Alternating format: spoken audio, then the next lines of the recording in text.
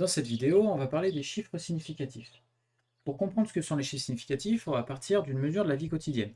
Je prends une balance, je prends un récipient, je fais la tare et je vais ajouter du sucre. En faisant cette mesure, la balance m'affiche 11 grammes. Je vais rajouter quelques grains et je vois que la masse n'a pas changé. J'en ajoute encore. La masse n'a toujours pas changé. Pourtant, je sais que ces grains ont une certaine masse qui viennent peser sur mon plateau. Et si j'en ajoute encore, la balance m'affiche 12 grammes. Alors, intuitivement, on comprend très bien ce qui se passe. On comprend que la balance est précise au gramme près, ce qui est noté ici, et qu'elle n'est pas en mesure d'aller plus loin que le gramme près. Donc en fait, le résultat de la mesure, je note, alors c'était 12 grammes, donc je vais noter 12 grammes. Est-ce que ça, c'est la valeur exacte? Du coup, non. J'ai bien compris que même si j'ajoutais encore quelques grains, je ne voyais pas la différence sur ma mesure. Peut-être que la valeur exacte, c'était 11,74 505 grammes. Mais que la balance n'a pas été en mesure d'aller jusqu'à ces chiffres-là. Elle s'est simplement arrêtée à un arrondi et m'a affiché 12 grammes. Peut-être que la valeur, c'était 12,44 grammes. Et que la balance n'était pas en mesure d'aller plus loin, et elle s'est simplement arrêtée à 12 grammes, c'est-à-dire un arrondi au gramme près. Ce qu'il faut comprendre, c'est qu'une mesure exacte n'existe pas.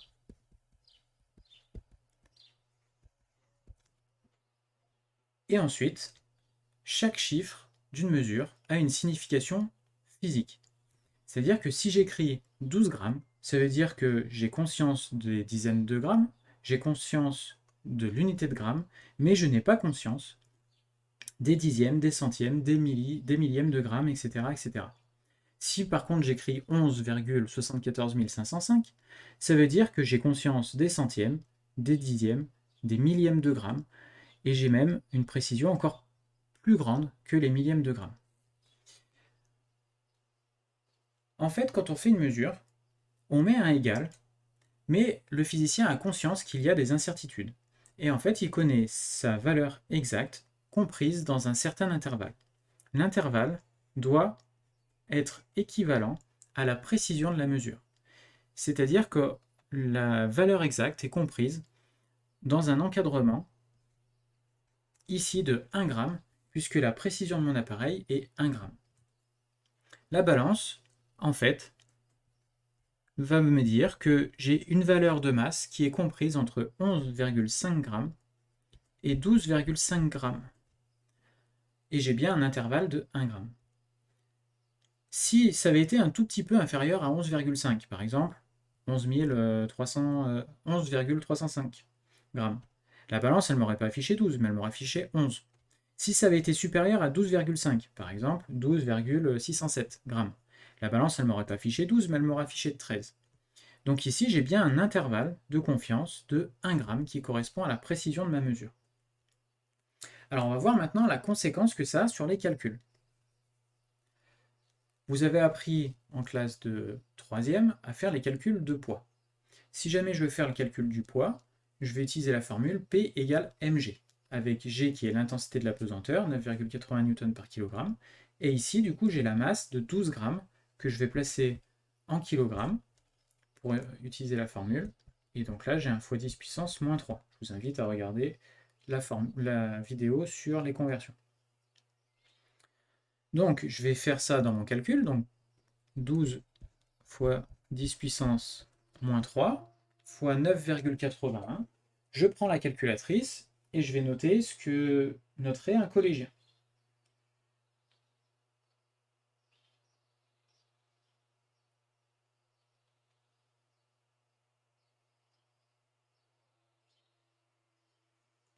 Le collégien afficherait sur sa copie 0,11 772 newtons. En écrivant ça, ça veut donc dire que j'estime avoir une précision jusqu'à ce chiffre-là.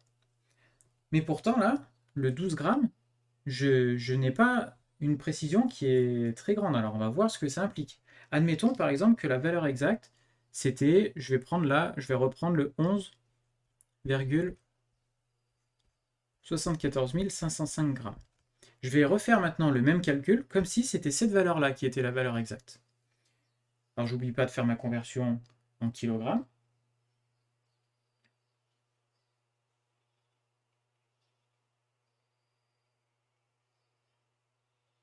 Je multiplie par 9,81 et je tombe sur un poids qui serait de 0, alors je vais noter tous les chiffres de la calculatrice.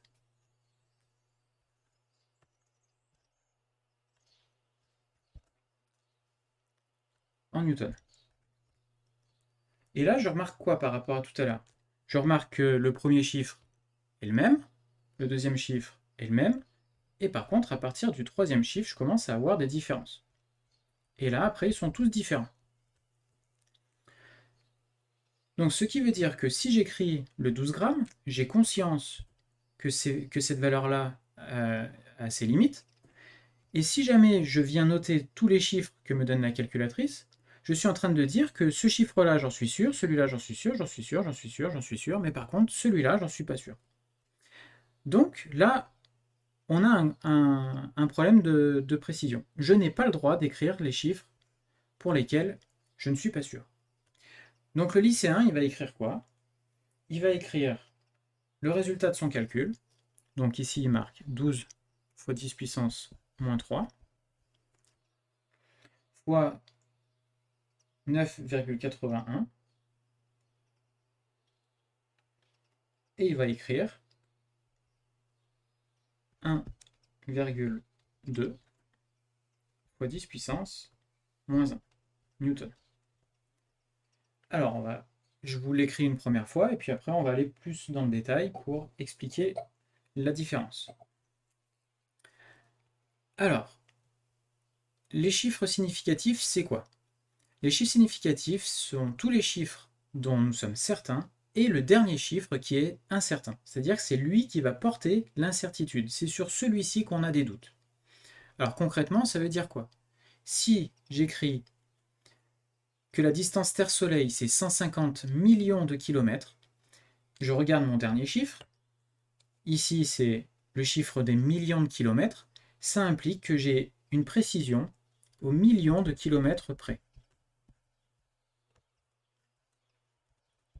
Tandis que si j'écris 150 millions de kilomètres comme ça, je regarde mon dernier chiffre, c'est les unités de kilomètres. J'ai une précision au kilomètre près. Donc dans un cas, je suis en train de dire que je connais la distance Terre-Soleil à 1 million de kilomètres près.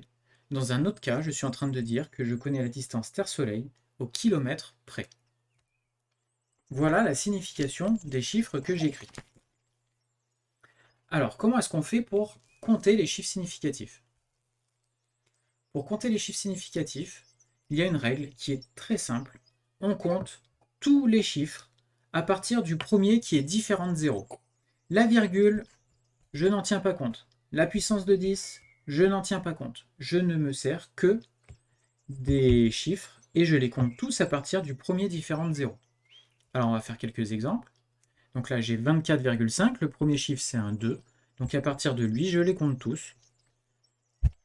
3 chiffres significatifs. 2,045, je regarde le premier chiffre, c'est un 2. Donc il est différent de 0, donc à partir de lui, je les compte tous. Donc là j'en ai 4.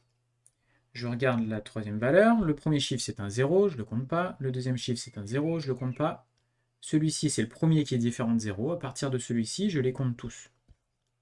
4.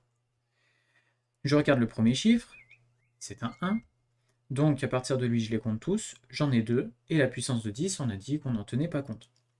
150 000, le premier chiffre est différent de 0, à partir de lui j'en ai 6, donc j'ai 6 chiffres significatifs.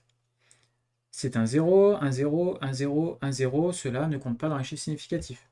Le premier chiffre différent de 0, c'est celui-ci, et à partir de lui, j'en ai 2. Donc là, j'ai 2 chiffres significatifs. Et le dernier, Le premier chiffre est différent de 0, donc à partir de 8, je les compte tous. 1, 2, 3, 4, 5. Alors, maintenant qu'on sait compter les chiffres significatifs, on va voir ce que ça implique au moment des calculs. La règle d'un calcul, quand il y a des divisions et des multiplications, c'est que le résultat du calcul doit avoir autant de chiffres significatifs que la donnée qui en possède le moins. On va faire un exemple. J'écris, avec le record du monde d'Usain Bolt, le calcul de sa vitesse. Donc il a parcouru 9,58 secondes en 100 mètres. Ici, je vais marquer 100,0 mètres, puisque si j'avais écrit 100 mètres tout seul, ça voudrait dire que la piste est précise au mètre près. D'une piste à l'autre, on peut se douter qu'il y a plus de précision qu'au mètre près. Donc j'ai mis 0,0, ce qui veut dire qu'on est précis à 10 cm près pour une piste d'athlétisme, ce qui semble assez raisonnable. Donc, V égale D sur T, ça me fait 100,0 divisé par 9,58, et voici ce que me dit la calculatrice. Si j'écris ça tel quel, donc ce que pourrait écrire un collégien, ça voudrait dire que j'ai une précision, ici on est au millimètre, ici on est au micromètre, ici on est au nanomètre, et ici on est au picomètre. Je suis donc en train de dire que je connais la vitesse d'Usain Bolt au picomètre par seconde près. Ça n'a absolument aucun sens. Donc, je vais regarder la règle, je regarde les chiffres significatifs ici, j'en ai 4, ici j'en ai 3. Le résultat d'un calcul doit avoir autant de chiffres significatifs que la donnée qui en possède le moins. Donc ici, je dois avoir 3 chiffres significatifs. C'est-à-dire que ces chiffres-là n'ont absolument aucun sens. Donc je vais écrire 10,4 mètres par seconde. Et là, j'ai bien 3 chiffres significatifs. Donc ça, c'est lorsqu'il y a des multiplications et des divisions. Maintenant, si on a des additions ou des soustractions, le résultat d'un calcul avec des additions et des soustractions doit avoir la même précision que la donnée la moins précise. On va faire un exemple. Je prends 100 g de farine et je vais ajouter 50,3 g de sucre. La masse totale, c'est la masse de farine plus la masse de sucre. Donc 100 g plus 50,3 g. Un collégien voit ça et il écrit 150,3 g. Mais en écrivant ça, j'ai un gros problème de précision. Parce que le 100 g ici, il est précis à 1 g près. Le 50,3, lui, il est précis au dixième de gramme près. Lorsque je vais ajouter les deux, si j'écris le 150,3, je suis en train de dire que j'ai une précision au dixième de gramme près. Et ça, c'est un problème. Cette précision-là, je n'ai pas le droit de l'avoir. Le résultat de ce calcul, c'est 150 grammes. On va faire juste une démonstration ici. On a dit tout à l'heure que 100 grammes, précis au gramme près, ça veut dire que j'ai une valeur qui est précise entre 99,5 grammes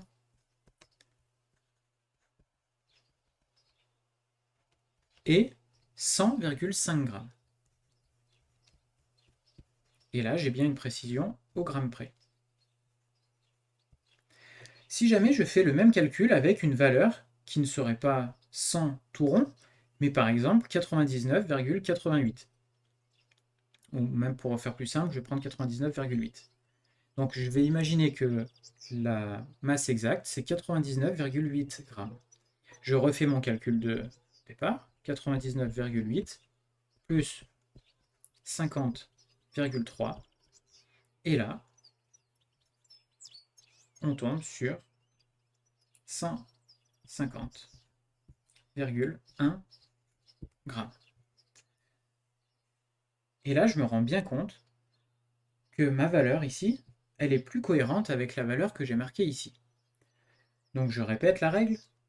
Le résultat d'un calcul avec une addition et une soustraction doit avoir la même précision que la donnée la moins précise. Donc même si pour le moment c'est dur pour vous à avaler, vous n'avez pas le droit de marquer que 100 plus 50,3, ça fait 150,3. 100 plus 50,3, ça fait 150. Et grammes, parce qu'on est en train de mesurer une masse. Maintenant, il n'y a plus un seul calcul où vous n'allez plus vous poser la question des chiffres significatifs. Au fur et à mesure de l'année, vous allez de plus en plus maîtriser cette notion et ça deviendra un automatisme.